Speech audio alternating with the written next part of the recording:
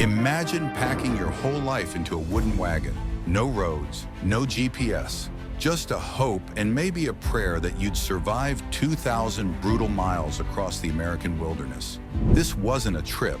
It was a test of the human spirit. Welcome to the Oregon Trail, the most dangerous road trip in American history. Did you know nearly 1 in 10 people who set off on the trail never made it to the end? Some died of disease, some drowned in rivers, others just disappeared. This is the story of the trail that shaped the American West and tested everyone who dared to follow it. Why would anyone leave behind everything they knew? Family, friends, safety, and walk into the unknown. The reasons were as varied as the people themselves. Some were lured by glowing promises of the West. Rich farmland in the Willamette Valley, mild weather, and a chance to start fresh on land that they were told was theirs for the taking. Free for the brave, they said. For others, the choice wasn't about chasing something, it was about escaping. Crushing debt, failed harvests, factory jobs that barely kept a family fed. The West became a last shot at dignity. In the 1830s and 40s, newspapers called Oregon the land of milk and honey. Government officials warned settlers to claim it before Britain did. Posters painted it as a new Eden. People believed them, or wanted to, but they didn't realize what it would cost. Because between them and paradise lay thousands of miles of wilderness, disease, starvation, and loss. The trail didn't just test their bodies, it tested their reasons for going. And while some marched west with fire in their hearts, others did it with fear in their eyes. But they all made the same choice: to gamble everything. Forget what Hollywood told you. The Oregon Trail wasn't a parade of gun-slinging cowboys and fearless mountain men. The real faces behind the wagons, they were far more relatable and far more vulnerable. Imagine your neighbors loading up their entire lives into a creaking wooden wagon. A farmer with dirt still under his nails. A teacher clutching her only book. A mother who just buried her second child from fever. A teenager walking barefoot beside oxen, heading towards something he couldn't even picture. These were the people who made up the Great Migration West. Between 1843 and 1869, over 350,000 souls attempted the journey. Not because they were thrill seekers, but because they were desperate, determined, or simply out of options. Some were chasing new beginnings, land, freedom, a future. Others were running from crushing debt, crop failures, broken towns. And some didn't choose the trail at all. Enslaved people were dragged west against their will. Indigenous guides were coerced or contracted, sometimes under duress, to help settlers navigate terrain that had been theirs for centuries. One woman scribbled in her journal, "I don't know what waits beyond the mountains, but I know we cannot stay here." They weren't chasing adventure, they were chasing survival. And with that, they moved forward. It all began in a place buzzing with nervous energy, Independence, Missouri. Once a quiet frontier town, it had become the launch pad for westward dreams. Streets echoed with the hammering of wagon wheels, the low grunts of oxen, and the shouts of merchants hawking everything from flour to flintlock rifles. Some deals were fair, others preyed on the desperation of families about to vanish into the unknown. The wagons, most weren't the massive ones you see in movies. They were lighter prairie schooners, just sturdy enough to haul about 2,000 pounds of supplies and nimble enough to survive the punishing terrain ahead. Oxen were the animals of choice, not fast, but patient, powerful, and less likely to panic under pressure. Mules were quicker, but cost more and required more care. What did they pack? Flour, bacon, beans, coffee, salt, rope, tools, guns, spare wagon parts, clothing for every season, because the trail would throw all of them at you. Every item had to earn its weight. Standing at the edge of town, families looked west across a horizon that seemed to stretch forever. One settler wrote simply, "It feels like we're leaving the world behind," and for many, they were. Trail life didn't wait for the sun. Most mornings began in the dark, with a chill that crept into your bones. Coffee was more like brown water, and the bread, if you had any, was tough enough to chip a tooth. By 5 a.m., the wagons were groaning into motion. A good day meant covering 15 miles. A bad one? You were lucky to make 5. Forget riding in the wagon. Nearly everyone walked. Men, women, and even the smallest children trudged mile after mile through heat, wind, mud, or snow. The trail didn't care how tired your legs were. Around midday, you stopped just long enough to rest the oxen and swallow something simple, maybe a strip of bacon, a chunk of hard biscuit, or nothing at all if supplies were tight. Evenings were busy. Fires had to be built. Wagons checked for damage. Oxen reshoed. Someone always had a blister or a cut to tend to. Then came prayers, sometimes silent, sometimes desperate in sleep, usually on the cold ground. And in the morning, you'd do it all again. For 5, sometimes 6, relentless months. Every single day brought a new risk, and you never knew what or who you'd lose before sunset. The scariest threat on the Oregon Trail didn't have claws or arrows. It didn't roar in the night or charge through trees. It came in a tin cup clear, still, and deadly. It moved like a ghost through wagon camps. One moment, someone was walking beside you. The next, they were on the ground, gripped with pain, vomiting, delirious. Some were dead within hours. No one really understood why. They didn't know about bacteria or germs, but shared water barrels, poor sanitation, and crowded camps made it spread like wildfire.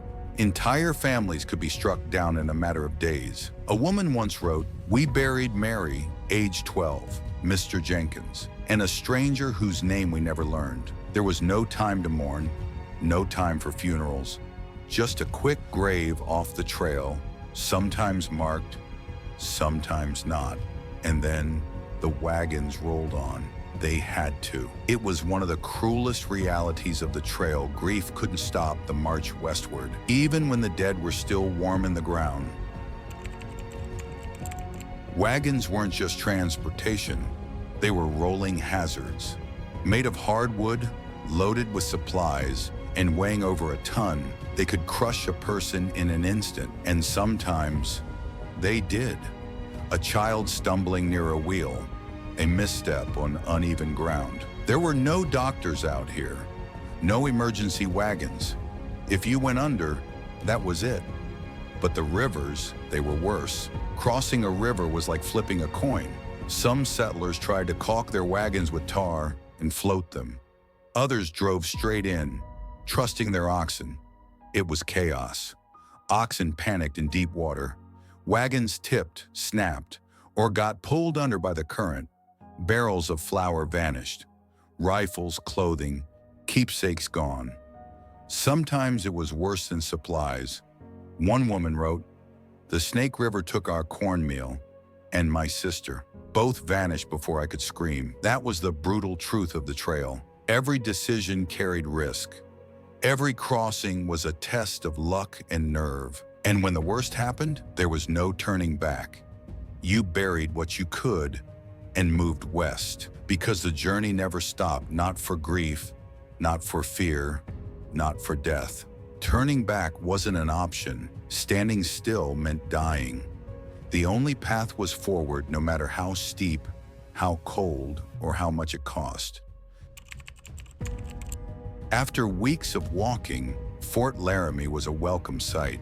Located in what's now Wyoming, it was one of the few major stops with real buildings, soldiers, and even a few luxuries. Here you could restock supplies, repair wagons, or just wash off the trail dust. But it was also a reality check. Fort Laramie marked the end of the plains and the beginning of the mountains. Many families dumped unnecessary items here: furniture, pianos, even extra food. They were preparing for the hardest part of the trail, and they were already exhausted. Most mountain passes are narrow and treacherous, but South Pass, it was a gift from nature. A wide, gentle slope through the Rockies, South Pass allowed wagons to cross the Continental Divide without ropes or dynamite. It was a major reason the Oregon Trail worked at all. Even so, the elevation brought cold, storms, and thinner air. Oxen slowed, tempers flared.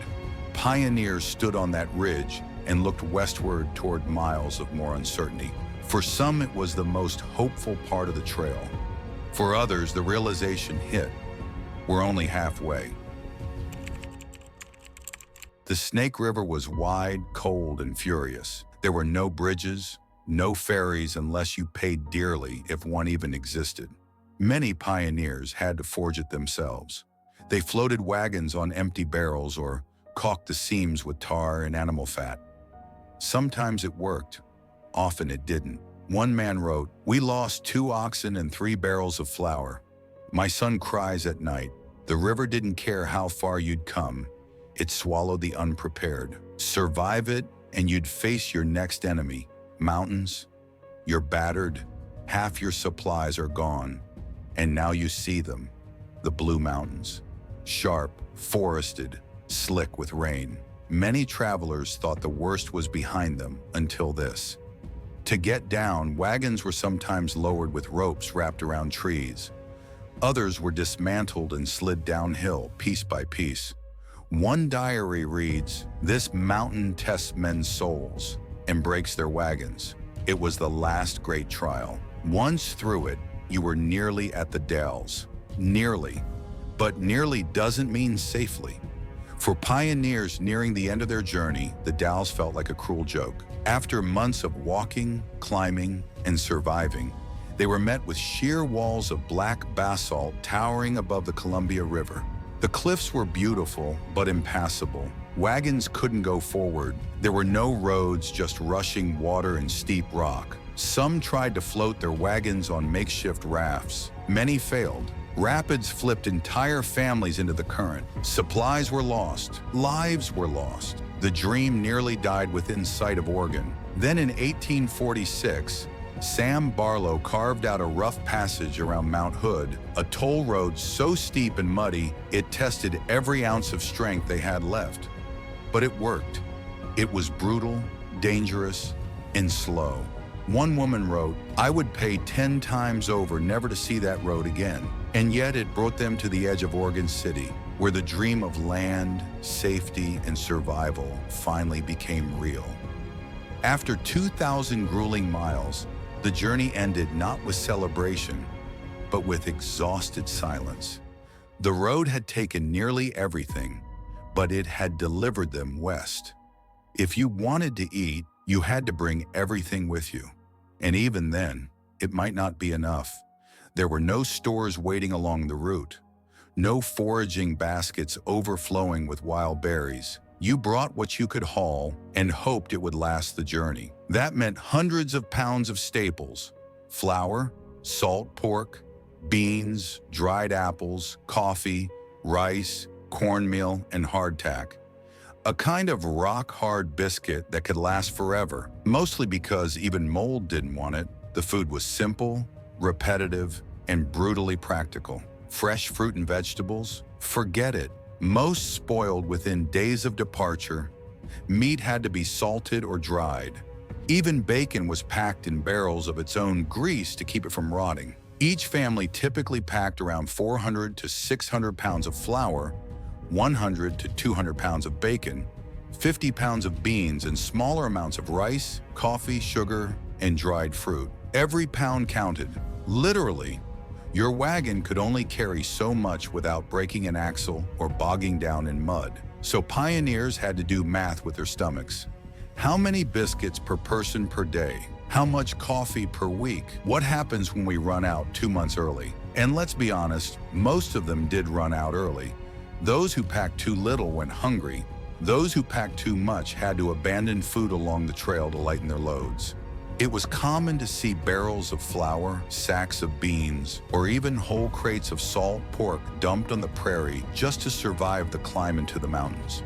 Breakfast was usually a biscuit or cornbread, fried in leftover bacon fat, maybe coffee if the water was clean enough. Lunch was often skipped altogether.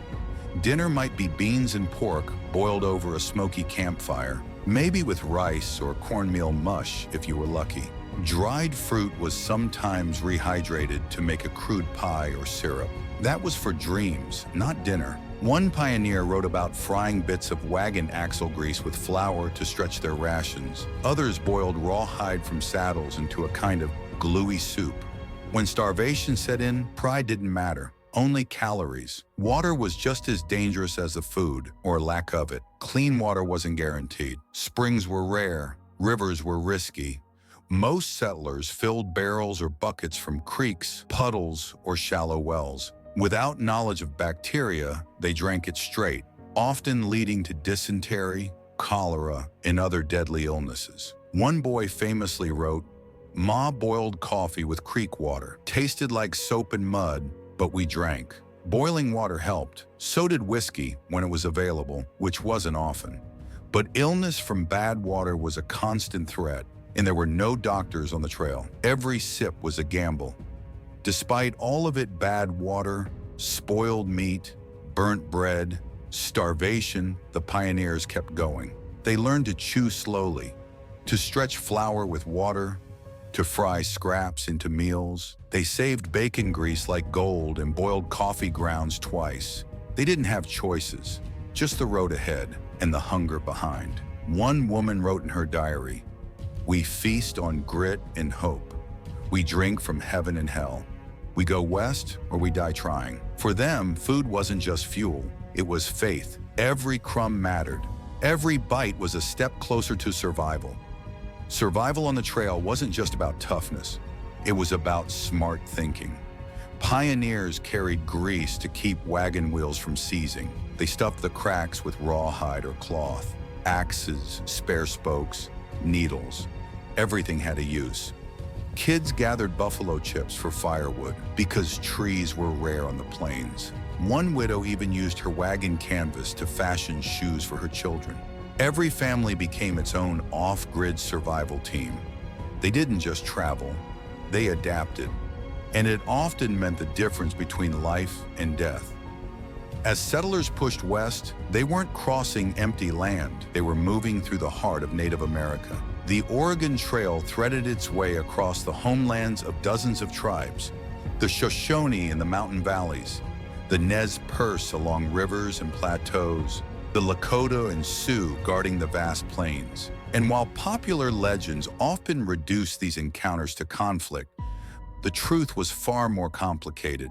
Many Native people offered help. They guided lost wagons, traded food, showed where clean water still flowed in the heat of summer. One settler wrote, "A Nez Perce man showed us the way to fresh water when all seemed lost." That help sometimes meant the difference between life and death.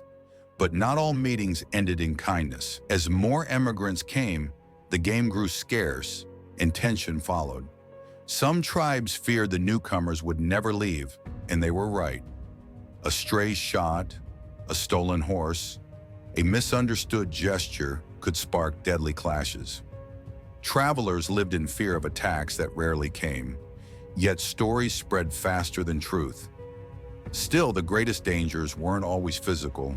Misjudging a tribe's customs, failing to offer respect, or traveling arrogantly could seal a wagon party's fate. On this trail, diplomacy was as essential as a rifle and often more powerful. By 1869, the world changed overnight. The last rail of the Transcontinental Railroad was laid, and just like that, a journey that once took 5 grueling months by wagon could now be done in less than a week by train. The age of the Oregon Trail was over. No more river crossings or mountain passes, no more graves by the roadside. Families now boarded steam engines instead of ox-drawn wagons. But even as the dust settled on the trail, its legacy didn't fade. The Oregon Trail had pushed the borders of the nation westward. It carved out new towns, reshaped maps, and forever altered the American imagination. Some still drove cattle along parts of it. Others traveled its ruts out of tradition or necessity. But the great wagon caravans, the endless lines of families moving west on foot, were gone. Steel had replaced wood, speed had replaced suffering, and just like that, a new chapter of America began, louder, faster, and forged in iron. Today, the Oregon Trail is more than just wagon ruts carved into the prairie. It's a living symbol of grit, sacrifice, and the raw will to begin again.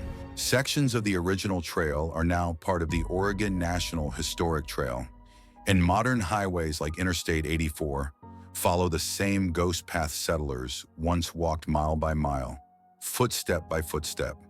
Their voices echo through diaries, faded grave markers, and the silent scars on the land. They remind us what people will risk for a future they've only imagined, and that sometimes survival itself is the story. Now you've traveled the Oregon Trail with us, through dust, danger, and determination. But one question remains. What were the most terrifying challenges pioneers faced after reaching Oregon? How did they build homes from scratch, survive brutal winters, defend their land and families? If you want to discover how the Oregon Trail journey ended and the real survival stories beyond the trail, don't miss our next video, Life After the Oregon Trail, Survival and Struggle in the New Frontier. Subscribe and ring the bell to keep exploring pioneer history with us.